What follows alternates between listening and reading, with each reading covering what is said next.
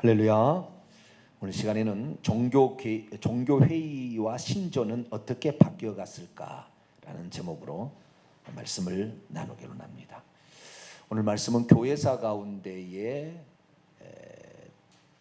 협의를 통해서 결정한 신조들을 좀 살펴볼 거예요. 니케아 신조, 콘스탄티노플 신조, 아다나우스 신조, 아다나시우스 신조, 그 다음에 칼케돈 신조라는 이 네 가지 신조를 오늘 좀 살펴보게 될 겁니다. 그리고 이 신조들이 어떻게 성경과 멀어져 갔는가, 그리고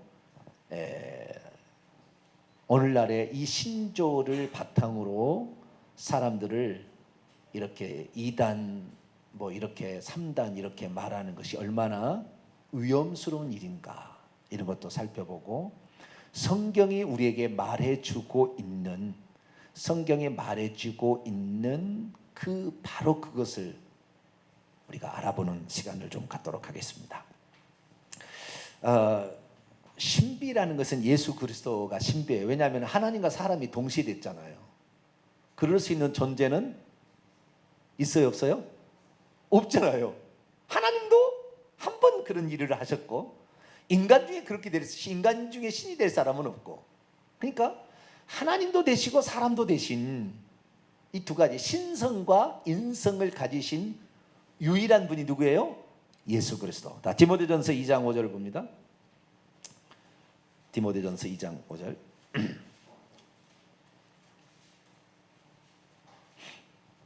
디모데 2장 5절 있습니다. 시작. 하나님은 한 분이시요 또 하나님과 사람의 중보자도 한 분이시니 그 사람이신 그리스도 예수라. 아멘. 하나님은 몇 분이에요? 두 분이에요? 세 분이에요?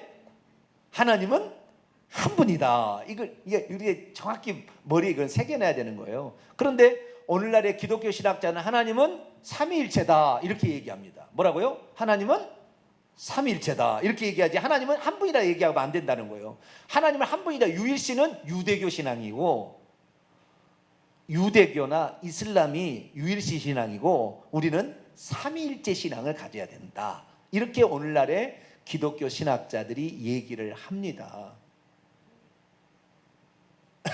그런데 그렇게 얘기를 하니까 자꾸 삼위일체 하다 보니까 하나님은 세 분으로 가는 거예요. 그래서 장신대 김명용 교수님은 제 존경하는 스승 중에 한 분인데요, 그분은 이 니케아 콘스탄티노플 신조는 하나님을 세 분이라고 정의한 신조다. 그러나 사람들이 셋이라고 하면은 다신론에 흐르니까 삼위일체란 말을 만들어냈을 뿐이지 하나님은 세 분이다 이렇게 봐야 된다, 이렇게 논문을 썼어요. 그러니까 삼위일체 신앙, 이것은 듣기는 참 좋아요. 셋도 아니고 하나도 아니고, 하나도 아니고 셋도 아니고, 셋이면서 하나고 하나면서 셋이다. 말은 좋아요. 근데 셋이 어떻게 하나고 하나가 셋이 돼요? 그건 아니잖아요. 뭔가 셋은 셋이고 하나는 하나인데.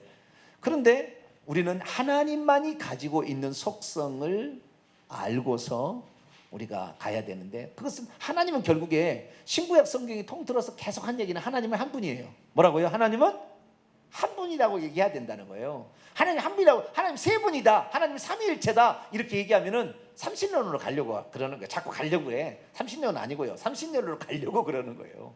그러다 보면은 여러 신들이 들어오기 시작하는 거예요. 시편 84편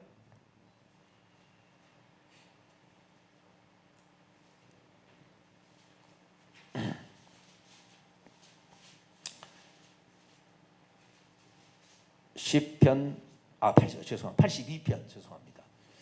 저도 요즘에는 가끔 가다가 이렇게 숫자가 헷갈릴 때가 막 있어요. 제가 다른 것은 못 기억해도 성경은 내가 꼭 기억하리라 마음에 막 품고 성경을 보니까 성경이 어디 있다고 딱 생각이 나는데, 잘못 얘기해도 봐주세요. 자, 시편 82편 1절 보세요. 1절 읽습니다. 시작. 하나님은 신들의 모임 가운데서 서시며 하나님은 그들 가운데 재판하시느니라. 여러 신들이 있다면 여러 신들이 있는데, 여러 신들은 하나님만 유일한 만군의 여호와이신 그 하나님만 유일한 절대 주권 전지전능 무소부재 자존 영원 불변 하시는 하나님이세요. 그 옆에 있는 신들은 엘로힘이라고 불렸지만 이 신들은 천사들을 지칭하는 거예요. 그러니까 신으로부터 지음을 받아 가지고 있는 두 가지 존재가 천사와 인간인데, 천사와 인간도 신들이라고 불리는 거예요. 신들이라고. 예수님도 요한복음 보게 되면은 하나님 말씀을 받은 자를 신이라고 하였거든 이라고 얘기를 합니다.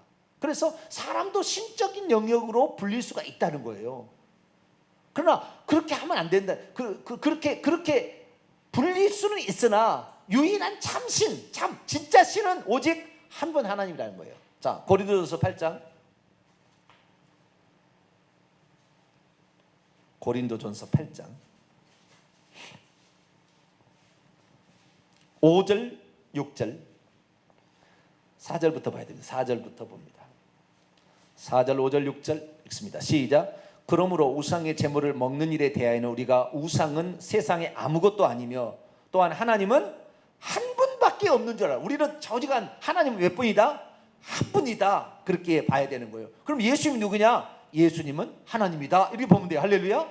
너무 간단해. 그런데 우리는 그전에는 예수님은 하나님의 아들이다. 하나님의 아들이다. 하나님은 아버지고 예수님은 하나님의 아들이다. 맨날 그러니까 두 분으로 보려고 그러는데 하나님은 무조건 한 분이다. 보시고 예수님이 누구냐? 예수님도 하나님이시다. 한 분 하나님이 예수님으로 온 것이다. 할렐루야. 그러면 간단하잖아요. 그러면 너무나 간단한데 이것을 하나님은 하늘에 계신 분은 아버지 하나님, 이 땅에 오셨다 가신 분은 아들 하나님, 이렇게 자꾸 나누다 보니까 두 분 하나님이 되는 거죠. 근데 여기서는 뭐래요? 하나님은 한 분밖에 없다. 그렇다는 거예요. 그러면서 5절 6절 있습니다. 시작. 비록 하늘에나 땅에나 신이라 불리는 자가 있어 많은 신과 많은 주가 있어요. 많은 신들과 많은 주들이 있습니다. 그러나 6절 시작. 그러나 우리에게는 한 하나님 곧 아버지가 계시니 만물이 그에게서 났고 우리도 그를 위하여 있고 또 한 주 예수 그리스도께서 계시니 만물이 그로 말미암고 우리도 그로 말미암아 있느니라. 그래서 예수 그리스도는 나타난 하나님. 뭐라고요? 나타난 하나님. 그냥 하나님이라고 하면은 우리가 하늘에 계신 분만 생각하니까 예수님을 표현할 때는 어떻게 표현하는 게 좋아요? 나타난 하나님이라 이렇게 생각하시면 아주 좋아요. 아주 표현이 좋아요. 나타난 하나님. 보이지 않는 분이 나타난 하나님. 이렇게 하면은. 그래서 예수 그리스도는 나타난 하나님이고 하나님은 한 분뿐이다. 근데 우리를 위하여 속죄 제물이 되시기 위해서 나타나셨다. 이렇게 보시면 됩니다. 이 하나님은 한 분뿐이다 했던 사도 바울이 예수님을 뭐라고 얘기했는가를 볼까요? 자, 로마서 9장을 볼까요? 5절.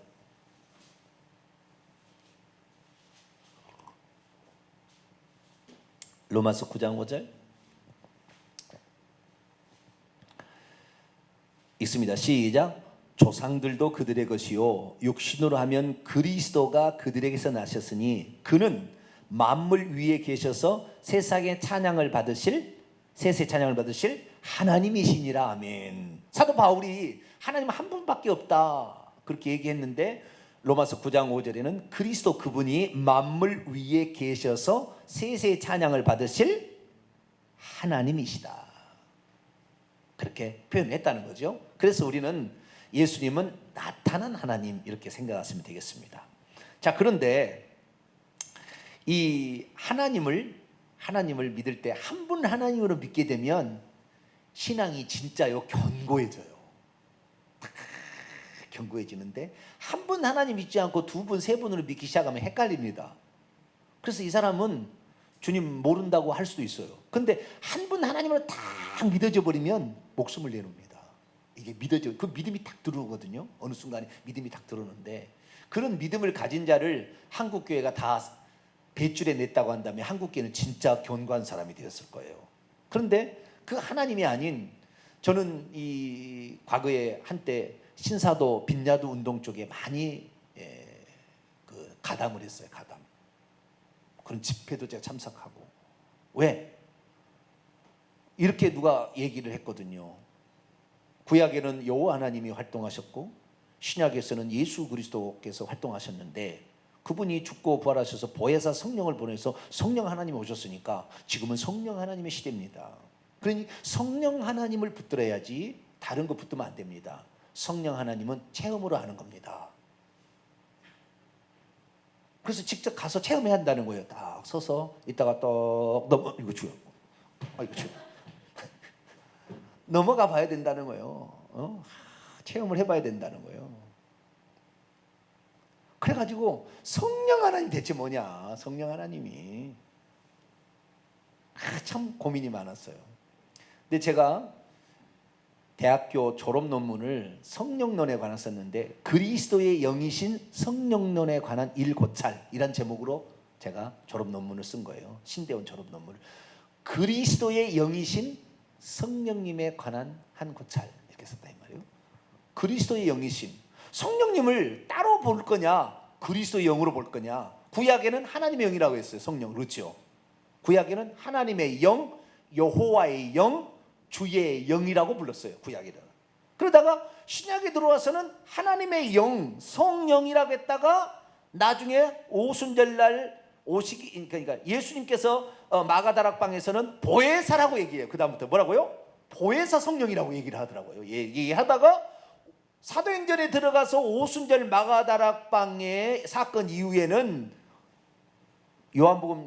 사도행전 16장에 보면 예수의 영이라고 얘기를 하고 빌립보서에 보면 예수 그리스도의 영이라고 그러고 로마서 보면 그리스도의 영이라고 얘기를 하는 거예요. 하나님의 영도 나오는데 그러면 우리가 생각할 때 하나님이 한 분이라 아니고 하나님이 한 분이라 아니라고 칩시다. 하늘에 하나님이 계시고 이 땅에 예수님이 계셨는데 이 영은 하나님의 영입니까? 그리스도의 영입니까?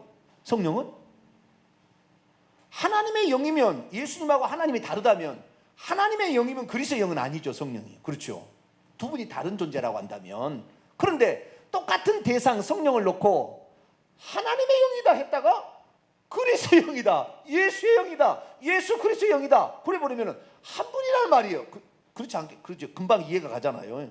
이렇게 가르쳐 주면 좋을 텐데 성령은 따로 또 배워야 된대요. 그래가지고 내가 배우려고 얼마나 많이 예언사역 방언부터 시작해가지고 기름 부음, 병 고치는 거 이런 데 많은 관심을 갖고 참여해 보기도 하고 직접 가서 집회, 세미나 다 해봤어요. 속았어 내가 다시는 안 가요. 그래서 왜냐하면은 거기서 성령이라고 맞이하라고 하는데 전부 귀신이에요. 귀신의 역사가 귀신을 성령으로 하는 거예요. 우리는 한 분 하나님밖에 없어요. 할렐루야. 그 한 분 하나님이 육신을 입고 오신 분이 예수님이니까 예수님 위에 성령님이라고 하고 있으면 예수님을 얘기하지 않고 성령님만 하고 있으면 틀림없이 귀신에 사로잡히는 거예요. 왜? 하나님 안 보이는데 어떻게 그것이 누군지 어떻게 알아요? 그 존재가 지가 하나님이라고 그러는데 하나님이 내가 하나님이다 그러면은 하나님을 따라갈 거예요? 속는 거예요. 예수 그리스도 그분이 우리에게 나타난 하나님이니까 우리는 하늘과 땅의 중보자이신 예수 그리스도만 붙잡게 되길 바랍니다. 그래서 예수님을 따라가야 돼요. 그래서 예수님이 누군지를 정확히 알게 되면 하나님에 관한 모든 신학은 다 풀려버리는 거예요. 싹 이해가 되어지는 겁니다. 예수님이 누군지를 알면 하늘에 계신 하나님 누가 몰라요? 다 알죠. 천지를 창조하시고 섭리하고 다스리고 계시는 하나님 누가 몰라요? 그건 다 알아요. 그런데 이 땅에 나타나는 하나님이 누구냐? 이것이 아버지하고 다르냐? 이게 삼위일체로 아버지하고 다르다는 거예요. 아들은 아버지하고 다르고 성령은 아들하고도 다르고 성령은 아버지하고도 다르다. 이렇게 보는 것이 삼위일체론자죠. 그러니까 큰일 나는 거죠. 그게 하나님을 한 분으로 안 부르고 세 분으로 보고 있다는 것이잖아요. 그것이. 그래서 우리는 그렇게 보면 안 되고 그렇게 보면은 결국에 잘못된 성령님론 하나님론으로 빠져서 신사도 빈야도 운동처럼 귀신을 성령이라 하나님이라고 믿고 따라가는 어리석음의 일평생에 지금도 기름 부음 사역할 거예요. 아마 계속 돈 바치고 계속 쫓아다니고 땅을 떼고 구른다고 해서 개구리소 내는다고 해서 뭐 금가루 나온다고 해서 그 사람이 하나님을 아느냐? 예수님 마태복음 7장에 그러잖아. 나더러 주유 잡아도 천국에 들어간 것이고 예언은 선지자 노릇하고 능력 행한다고 천국에 들어갈 것 같으냐? 속는 거예요. 속는 거. 예수님을 정확히 알아야 돼. 할렐루야. 우리의 구원자는 하나님과 사람 사이의 중보자이신 예수 그리스도, 우리를 위해서 하나님이 직접 낮아지셔서 우리에게 오신 예수 그리스도를 붙잡아. 예수 그리스도의 다른 구원자가 없어요. 그래서 구약시대도 그 하나님께서 우리를 구원하러 메시아를 보내준다는 오실 메시아를 믿고 회개해서 천국 간 거고, 우리 현재는 오신 메시아를 믿고 회개해서 천국 가는 겁니다. 할렐루야. 그래서 신구약 성경의 모든 사람들이 다 예수 그리스도를 붙잡아야 돼. 근데 예수님 요한복음 5장에 그러잖아요. 너희가 나를 보고도 믿지 않는다. 이거 내가 구약에 구원하러 오신다 그 메시아를 보고도 나를 믿지 않는다. 하나님을 믿는다고 하면서도 나를 믿지 않는 거예요. 예수님을 믿지 않는 거예요. 지옥 가는 거예요.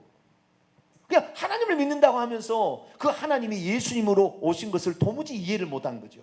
지금도 유대인들은 하나님이 사람의 몸으로 입고 왔다는 것을 인정 안 해요. 인정 안 해요. 지금도. 지옥 가는 거예요 다. 유대인들의 선민이라 해서 구원받는 게 아닙니다. 선민이라는 것은 메시아를 나올 수 있도록 하나님께서 육체적인 은혜를 베푸신 것이지, 그것이 곧 천국에 들어가는 영적인 구원이 아니에요. 전혀 그렇지 않습니다. 육적으로 번성하고, 왜? 메시아가 나와야 되니까.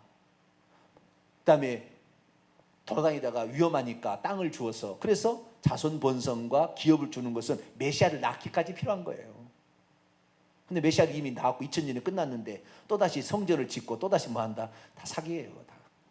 다 보세요. 절대 안 됩니다. 하나님 거꾸로 가지 않아요. 만약 그런 역사가 이랬다면 사탄이 조종하고 있는 거예요. 다 속이기 위해서. 이미 실체가 왔는데 그 실체를 안 붙잡는 거니까.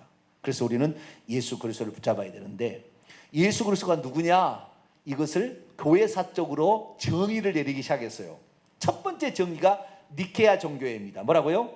니케아 정교회, 325년 니케아 정교회 때 예수님이 하나님이다 이렇게 정의되는 거예요. 잘한 거예요? 못한 거예요? 잘한 거예요. 잘한 거. 그런데 이것이 오히려 우리의 신앙을 방해하는 요소가 되어버렸어요. 좀 이따 설명할게요. 왜 그랬는지는. 그러나 우리가 니케아 정교회는 예수님 사람으로 오셨지만 그분도 하나님이다 라고 정의한 것이 니케아 정교회 325년이에요. 그러다가 381년 콘스탄티노플 종교회 때는 성령님도 하나님이다 이제 얘기를 한 거예요. 예수님까지만 얘기했다가 성령님이 얘기 안 하니까 좀 이상한 것 같아. 성령님도 찬양과 경배 받으시기 합당하신 분이야 라고 결의를 한 것이 뭐예요? 콘스탄티노플 종교회, 콘스탄티노플 신조에 나옵니다. 그래서 381년에 성령님도 하나님이다 결정한 거예요. 아시겠죠? 그 다음에 아다나시우스 신조, 그것이 420년에서 450년까지 나온 건데, 아다나시 시운지 뭐냐? 삼위일체, 우리 하나님은 삼위일체 하나님이라 이렇게 정의가 완전하게 내려지는 거예요. 뭐라고요?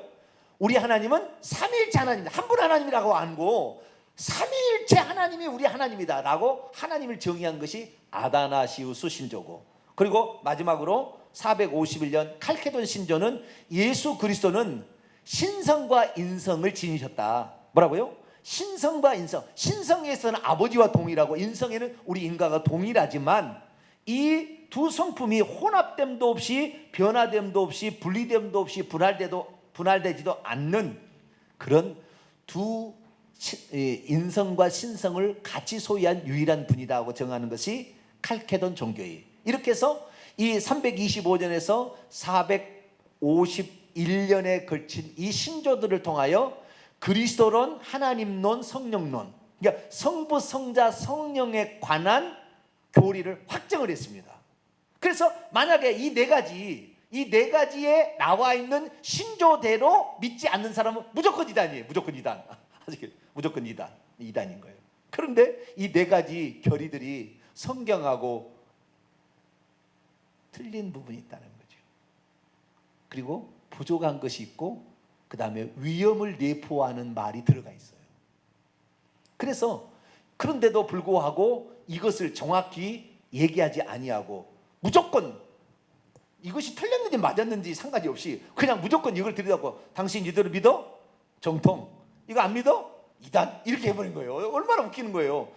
당시에 1450년 비텐베르크가 인쇄소를 발명하기 전까지 성경책을 보기가 힘들었다니까요. 목사들도 보기가 힘들어. 가죽종이 된 거 언제 다 읽어요? 신학성 27권을 몰라. 잘 아시겠죠? 그냥 자기들이 전해 들은 거 자기들로, 그리고 교회에서 결의한 교리서 몇 개 추려가지고 못 뽑아놓은 요약서 이런 것만 보고 가르치지 직접 성경을 못 보니까 성경에 나와 있는 대로 못 가르친 거예요.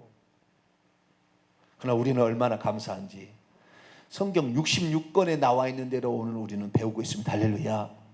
우리는 결코 흔들리지 않아요. 누구를 위해서 목숨을 바쳐야 정확히 아는 거예요.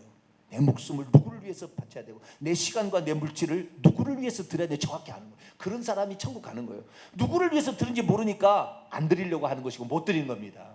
미안합니다만은 주일성수 아는 사람은 하나님이 한 분으로 천국이 정확히 선명하게 안 들어오니까 안 나오는 거예요.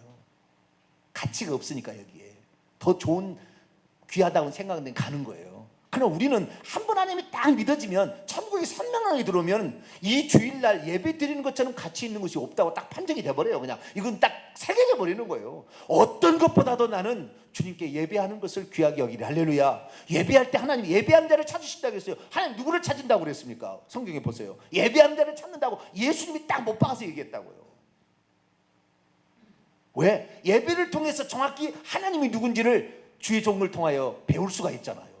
거짓 것이 아닌 것을, 귀신이 아닌 것, 신들 가운데 신들이 많은 신들과 많은 주들이 있으나 참신은 한 분 하나님 그분이다. 근데 그분이 예수 그리스도로 육신을 입고 오셨다는 거예요. 그래서 영생은 뭐냐? 예수님이 딱 정의해서 영생은 어떻게 받느냐? 요한복음 17장 3절 봅니다. 요한복음 17장 3절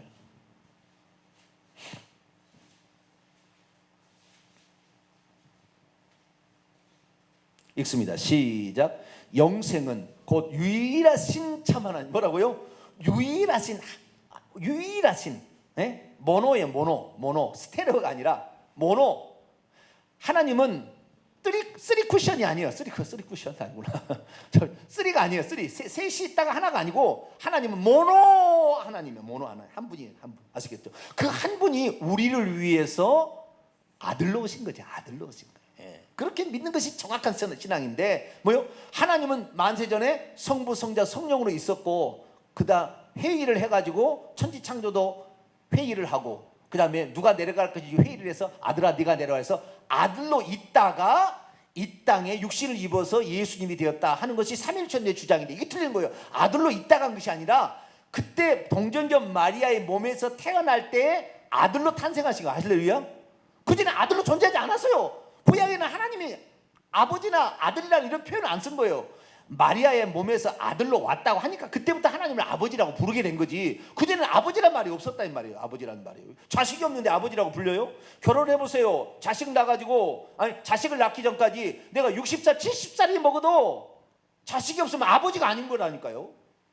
자식 있어야 아버지지. 내가 15살만 먹었어도 장가를 가가지고 자식을 낳았어요. 그럼 뭐예요? 청년도 아니고 15살 먹은 것이 무슨 그 아버지는 아버지지 뭐 어떡하겠어요? 자식이 있는데.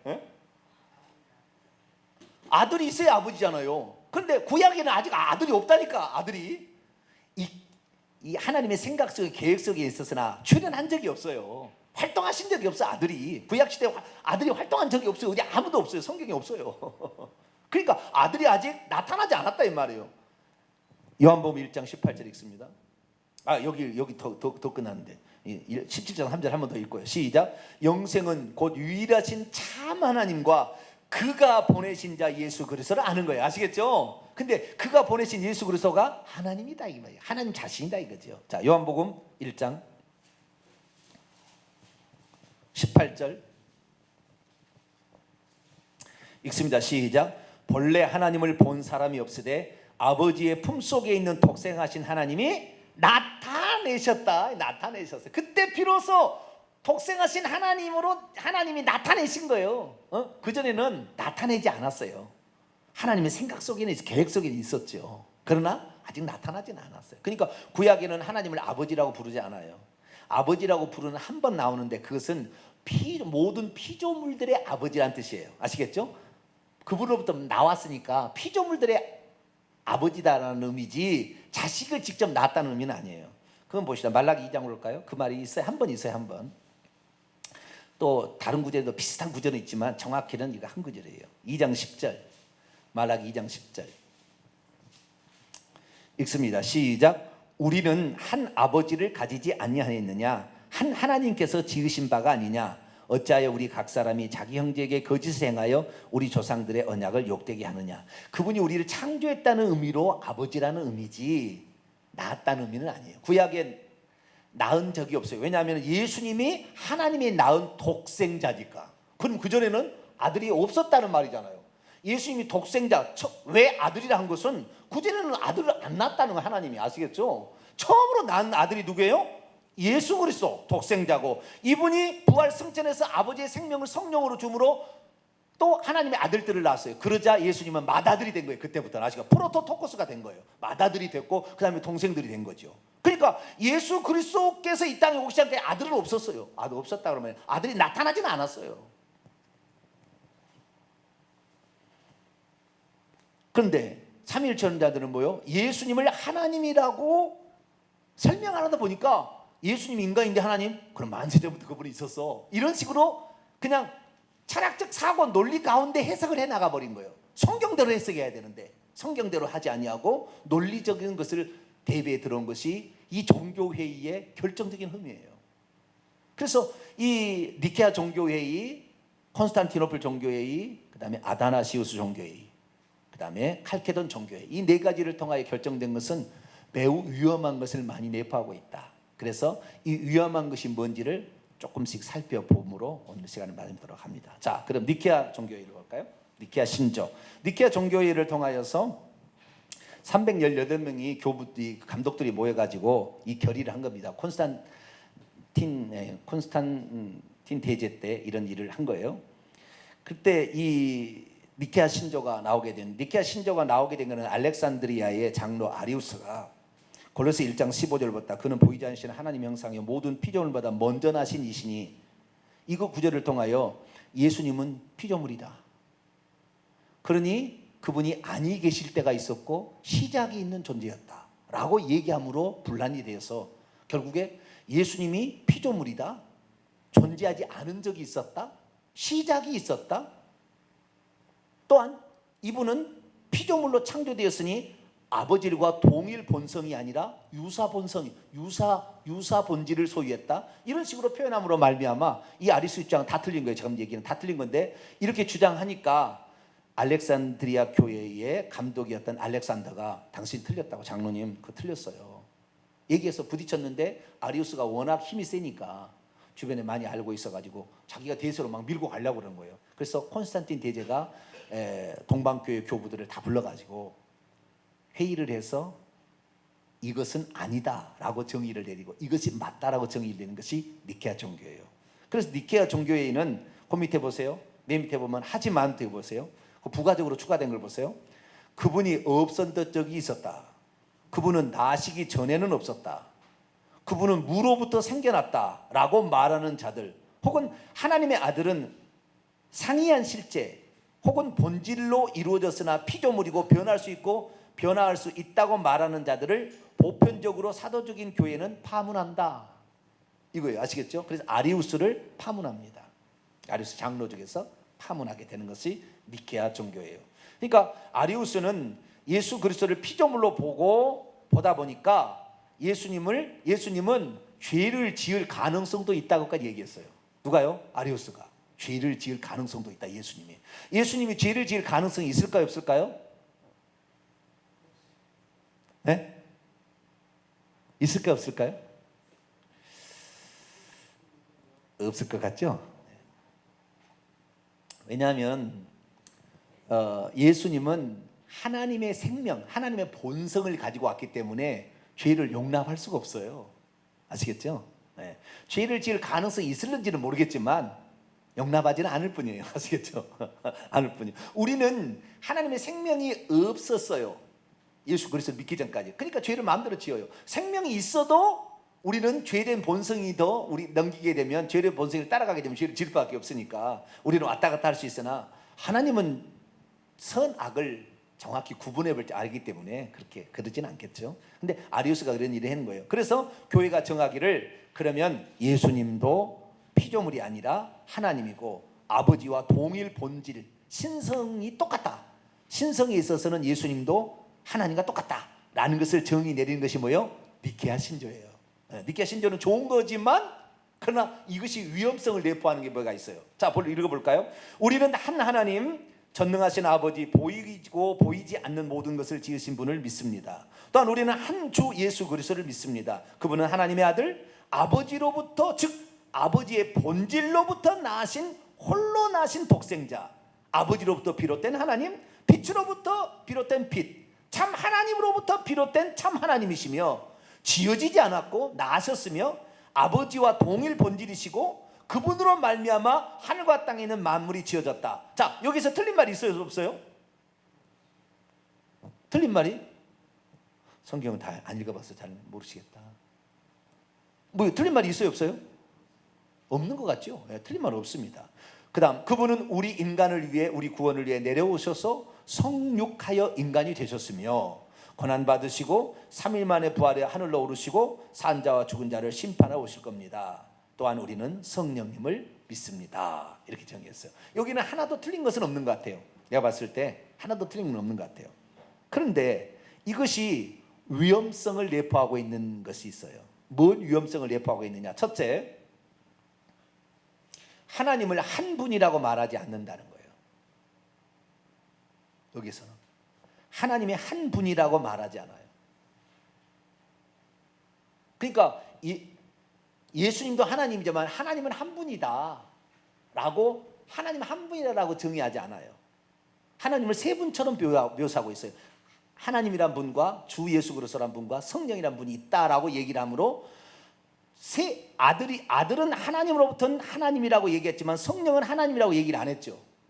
그냥 성령을 믿는다 그러잖아요. 그러니까 여기에서는 부족하지만 하나님도 하나님, 아버지 되신 하나님도 있고 아들 되신 하나님도 있고 성령 하나님은 아니지만 성령 하나님도 있다라는 식으로 표현하므로 하나님이 세 분이다라고 표현하고 있는 거예요. 지금 아시겠죠? 우리는 한 하나님을 믿습니다. 그 하나님이 온 우주 만물을 창조하셨는데 그분이 육신을 입고 아들로 오셨고 그분이 가셔서 보혜사 성령을 당신의 영을 보내주셨습니다. 여러분, 한 분 하나님이거든요. 지금 설명은 이게 맞는 얘기인데 그렇게 하지 않고 따로따로 얘기하잖아요. 한 하나님 천지의 창조주, 이걸 믿습니다. 아들, 하나님의 본질을 똑같이 가지신 또 한 분을 믿습니다. 이거예요. 또 한 분을. 그러니까 하나님 두 분처럼 보이게 만들었어요. 지금 표현이 틀린 건 아니에요. 예수님이 하나님이라는 거 틀린 건 아닌데, 이 한 분 하나님에서 한 분 하나님이라는 것을 표현하지 아니하고 한 분 하나님부터 나온 또 하나님인데 이 아버지하고 다른 어떤 이런 식으로 표현이 된 거죠. 그다음에 이 문제점은 또 뭐냐면 성령을 하나님이라고 표현하지 않고 있다는 거잖아요.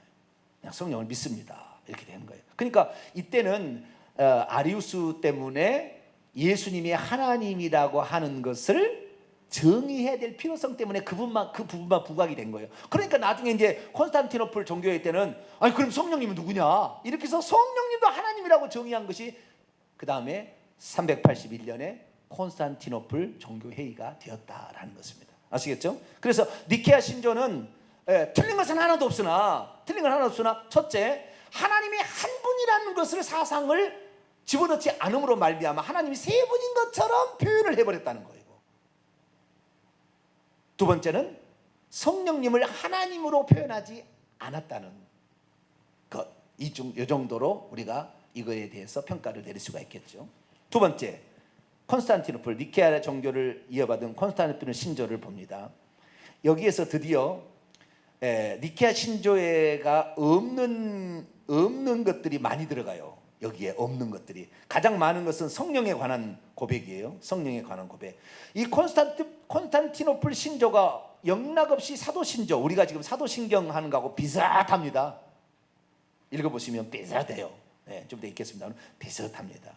근데 여기에서 제가 여러분 나눠드린 프린트로 보면은 밑줄 그어진 부분들은 니케아 신조에 없었던 것을 추가한 거예요. 없었던 걸 추가했는데 이것을 추가함으로 어떤 또 어려움이 위험성을 갖게 됐는지를 살펴보면서 읽도록 합니다. 우리는 한 하나님 전능하신 아버지, 하늘과 땅과 보이고 보이지 않는 것을 지으신 분을 믿습니다. 또한 우리는 한 주 예수 그리스도를 믿습니다. 그러니까 여기는 한 하나님이고 그분은 하나님은 아버지고 그리고 한 주 예수 그리스도를 믿습니다. 이렇게 얘기하므로 여기도 하나님이 두 분인 것처럼 이렇게 생각이 되도록 이렇게 됐잖아요. 그렇죠? 네. 믿습니다. 그분은 하나님의 아들, 홀로 나신 분, 모든 시간 이전에 아버지로부터 나신 분. 이것이 결정타예요.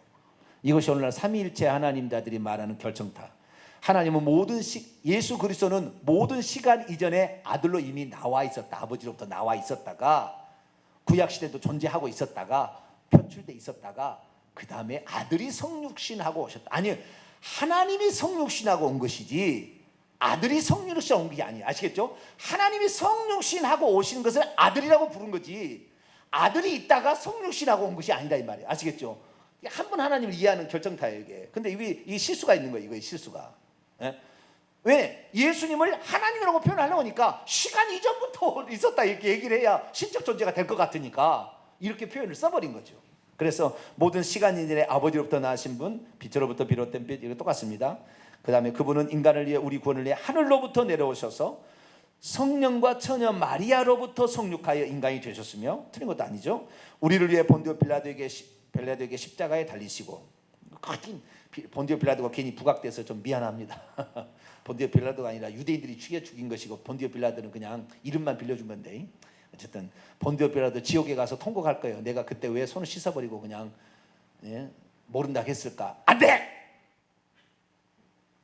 너희들 다 체포할 거야! 그렇게 했어야 되는데 내가 왜 그렇게 안 했을까? 아마 지옥에서 통곡하겠죠. 고난받으시고 묻히시고 성경대로 3일 만에 부활하여 하늘에 오르시고 하나님 오른편에 앉아 계시다가, 이것은 니케아 시대에 없었죠. 네? 하나님 오른편에 앉아 계시다라는 것은 상징입니까? 실제입니까? 상징이잖아요. 상징. 이게 하도 많이 제가 설교했으니까 상징이잖아요. 네? 상징인데 실제하는 것처럼. 요한계시록을 보게 되면은 상징이 아니라 실제로 나오는데 그분이 보좌에 앉아 계신 예수님이. 그러니까 여기를 하나님 보좌 오른편에 앉아 계시다라는 말이 성경에 안 나온 게 아닙니다. 상징적 표현으로 쓴 거예요. 근데 그것을 실제적인 것으로 표현함으로 여기에 어떤 것이 상징이 어디가 있어요? 하나도 없어요. 이것만 상징이에요. 신앙 고백 중에서 이것만 상징이라고요. 다른 건 다 실제예요. 그런데 모든 것이 실제인데 한 부분만 상징을 집어넣으니까 상징도 실제인 것처럼 받아들이지 사람들이. 그래서 예수 그리스도는 지금 하늘에 하나님의 보좌 우편에 앉아 계신다고 믿어버리는 거예요. 네? 하나님 보좌에 앉아 계신데 요한계시록 보면은 그걸 모르는 거죠. 그러니까 하나님을 두 분으로 만들어, 하나님의 보좌가 있고 하나님 우편에 또 보좌가 있어서 두 분이 있다고 생각하게 만드는 거죠. 다시 산 자와 죽은 자를 심판하러 영광 중에 오시리니 그분의 나라는 끝이 없다. 그리고 성령이 하나님이라고 정의한 겁니다. 우리는 성령 주님이시며 살리신 분, 아버지로부터 나오신 아버지와 아들과 함께 경배를 받으시고 영광을 받으신 분, 예언자들을 통해 말씀하시는 분을 믿는다. 그래서 성령님도 경배 받으실 하나님이다 라고 정의를 한 것이 콘스탄티노플 종교입니다. 그리고 우리 사도신조처럼 우리는 하나의 거룩하고 봉변되며 사도적인 교회를 믿으며 죄를 용서하는 하나의 세례를 고백하며, 여기도 이 세례와 고해성사를 이렇게 얘기하려고 하는 슬쩍 천주교의 성향이 많이 드러나기 시작하죠. 죽은 자의 부활과 올 세기의 삶을 고대한다. 아멘. 이렇게 됐어요. 그래서 콘스탄티노플 신조는 예수님을 이미 마리아의 동정녀의 몸에서 탄생하기 전부터도 이미 나와서 존재하고 활동했던 것처럼 표현을 하는 위험성을 내포해버렸어요. 이것 때문에 세 번째 아다나시우스 종교회의 때 삼위일체를 이렇게 딱 정의 내린 거예요. 그리고 이 삼위일체를 믿지 않는 것은 전부 지옥 간다 해버린 거예요. 아다나시우스 신조가 결정타예요. 오늘날의 모든 이단 연구한 사람들은 아다나시우스 신조를 따라서 당신은 이단이다 아니다 이렇게 결정하는 거예요. 아다나시우스. 왜 아다나시우스 왜 그렇게 하느냐? 아다나시우스에 그렇게 돼 있거든요. 볼까요? 아다나시우스 신조 420년 450년. 누구든지 구원받기 원하는 사람 무엇보다도 세계 교회 신앙을 소유해야 한다. 이 신앙을 완전 무결하게 유지하지 못하는 사람은 의심의 여지 없이 영원한 멸망에 이를 것이다. 이것이 바로 세계 교회 신앙이니 우리는 삼위일체 하나님 곧 하나이신 삼위 하나님을 예배한다. 이걸 믿지 않는 사람은 뭐요? 영원한 멸망, 지옥에 떨어질 것이다 라고 딱 얘기를 한 거예요. 맨 밑에 줄 보세요. 맨 밑에, 이 아다나시우스 맨 밑에로. 그러므로 누구든지 구원받기를 원하는 사람은 삼위일체를 믿어야 한다. 이게 돼요. 그러니까 이걸 만약에 안 믿으면 어때요? 바로 이단이요. 그냥 뭐 말할 것이 없어. 그냥 두 말 할 것이 없어. 그냥 아무리 해도 당신 삼일째 믿어? 안 믿어. 당신 이단. 무엇 때문에 그랬다고요? 아다나시우스 신조 때문에 그런 거예요. 그 전에 니케아와 콘스탄티노플 신조 때 이것이 배태되기 시작했죠. 삼일째 하나님 배태되기 시작했어요. 그러다가 천주교의 영향으로 셋이 하나다라는 말을 만들어낸 건데, 이래가지고 결국에 아다나시우스 이게 들어간 거예요. 그래서 우리는 아다나시우스 신조, 이것이 정확한 삼위일체란 말이 성경에 단 한 번도 안 나오잖아요. 그렇죠? 셋이 하나란 말이 단 하나도 안 나와요. 세 분 하나님이 한 분 하나님이라는 말이 한 번도 성경에 안 나오는 말이에요.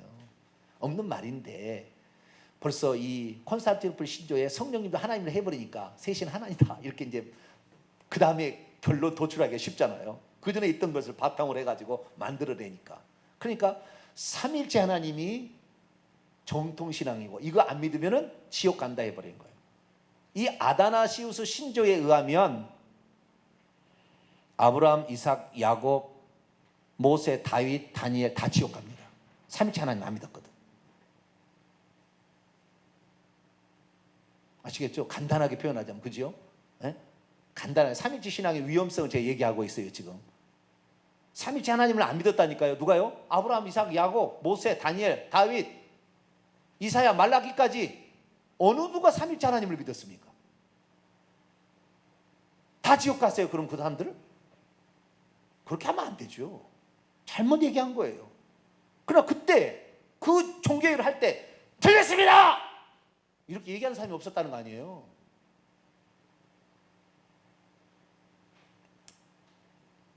제가 오늘날 이렇게 외친다고 누가 저를 지지해 주거나 뭐 이럴 사람이 얼마나 있을지는 잘 모르겠는데, 우리 성도들이라도 저는 천국, 우리 성도들 천국 보내는 게 제 사명이고 임무잖아요.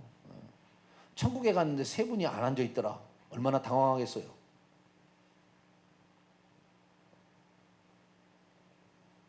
그래서 정확히 알고 가야 될 거 아니에요. 알고. 그래서 아다나시우스 신조, 이게 삼위일체에 관한 가장 정의를 제대로 해놓은 거예요. 여기가 삼위일체 오늘 설명은 거기 너무 복잡하니 많은 시간 하니까 나중에 그거 공부하도록 하고, 그리고 칼케돈 신조로 넘어갑니다. 451년 칼케돈 신조는 시간 이전에라는, 모든 시간 이전에라는 콘스탄티노플 신조의 모든 시간 이전에 아버지로부터 나신 분을 만세전에 아버지로부터 나신 분이라고 정의를 합니다. 그렇게 해서 비슷한 건데요. 이 칼케돈 신조에 제가 얘기했습니다마는 중요한 것은 그 밑인데요. 두 성품, 신성과 인성의 두 성품이 예수 그리스도께는 동시에 있다라는 것을 고백입니다. 그런데 첫 번째 그 중간에 끝에 보게 되면은 예수님이 동정녀 마리아에게 나셨다고 얘기를 하는데, 동정녀 마리아를 누구라고 표현하냐면은 하나님의 어머니라고 표현하는 거예요. 이건 완전 속임수잖아요. 예수님은 하나님의 어머니인가요?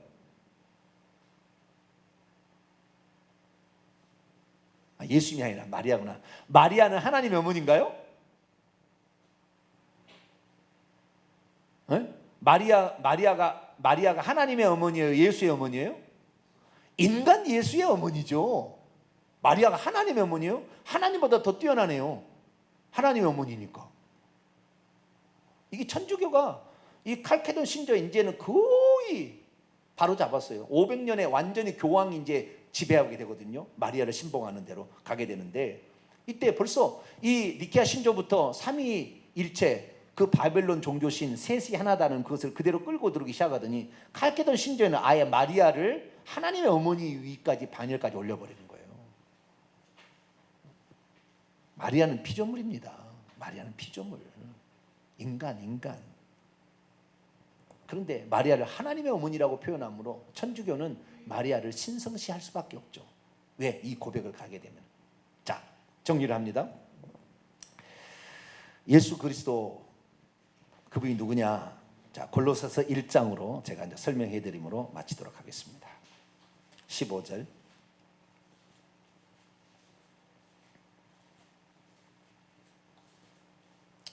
그는 보이지 아니하시는 하나님의 형상이요. 이게 보이지 않는 하나님의 형상이 나타난 거잖아요, 그죠? 예수님은 보이지 않는 하나님이 보이도록 나타나신 분이 누구예요? 예수 그리스도. 네, 그래서 나타난 하나님이라 할 수 있고요. 모든 피조물보다 먼저 나신 이시니, 이건 번역을 잘못했다고 그랬죠. 모든 피조물들의 프로토토코스이니, 프로토토코스는 첫것, 장자, 초태생, 만물, 맞이, 이런 뜻입니다. 그래서 모든 피조물에 먼저 계시니, 모든 피조물에 먼저 계시니예요.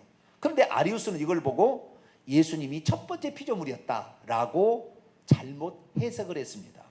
자, 그러면 피조물과 하나님께서 나왔으나 피조물과 하나님의 차이는 뭐냐? 예수님은 아버지로부터 나왔어도 하나님이라고 부르고, 다른 것은 하나님에서 창조가 되었지만 피조물이라고 부른 것은, 아리우스는 좌우지간 나와서 이렇게 나왔으니까 피조물이다 이렇게 봐야 된다는 거예요, 아리우스는. 그런데 그러면 어떤 것은 하나님이라고, 하나님부터 나와서 하나님이라고 얘기하고 어떤 것은 피조물을 얘기하느냐? 제가 곰곰이 생각했어요. 그런데 성령께서 지혜를 팍 주셨어요. 성령 지혜를 제게 팍 주셨는데, 이전에 해본 일이 없어서 얘기 안 한 걸 제가 얘기할까요? 성령이 지혜를 주는데 이걸 보고 나누는 기준이다 그러더라고요. 성령께서 깨닫게 해주는 게 그게 뭡니까? 그랬더니 이거야, 이거. 뭡니까? 하나님으로부터 직접 나와버리면은 하나님이 하나님. 성령님도 하나님이고 예수님도 하나님. 직접 나온 건 하나님인데 한번 거쳐서 나가면은 피조물이 된다는 거예요. 하나님의 지혜를 거쳐서 나가면은 피조물이 되고, 하나님의 생각, 계획을 통해서 그 다음부터, 그러니까 이 글을 통하여 지어졌다는 것이니까, 말씀을 통하여 지어졌다니까, 하나님이 하신 말씀을 통하여 한 번 더 거쳐서 나가면은 하나님이 있고 계시고 이것이 말씀하셨잖아요. 이분이 말씀하셔서 나왔으면 피조물이 되는 것이고, 하나님부터 나온 것은 그냥 하나님이에요. 그래서 예수님은 하나님부터 나오셨으니까 그냥 하나님부터 나신 분은 하나님이고, 예수 그리스도를 통하여 만물이 지은 바 되었으니 예수 그리스도를 통하여 나온 것은 다 피조물이란다는 거예요. 아시겠죠? 그게 성령이 지혜를 팍 주더라고요. 아, 그렇구나. 그래서 하나님으로부터 나오셨지만 예수님을 피조물을 하지 않은 것은 직접 그분이 나와버렸으니까, 다른 그냥 나와버렸으니까 그냥 그것은 창조주 하나님이라 그렇게 한다, 이런 지혜가 오더라고요. 그래서 그게 참 설명하기 좋겠다라는 생각을 했습니다. 그래서 모든 피조물에 먼저 나신이라는 것은 예수님 피조물이라는 의미가 아니고, 모든 피조물들은 말씀을 통하여 창조가 되고 하나님의 지혜가 있어서 지혜로 창조가 되었으니까, 모든 피조물들은 이 그리스도를 통하여 나오니까 그리스도는 모든 피조물들의 원형이다, 이분을 통하여 존재가 된다라는 의미로서 피조물에 먼저 나신 이란 뜻이지, 피조물에 먼저 나셨으니까 피조물이라는 뜻이 아니란 말이에요. 아리우스는 착각한 거죠. 저는 이렇게 이제 설명을 하는데 이런 겁니다. 손오공 비유가 참 좋아요. 손오공이 머리카락을 탁 뜯어가지고 훅 불었어요. 그러면 손오공이 나오죠. 손오공이 나와요, 안 나와요? 손오공이 나오는데 그 손오공은 손오공하고 본질이 틀립니까? 똑같죠. 똑같아요. 똑같아.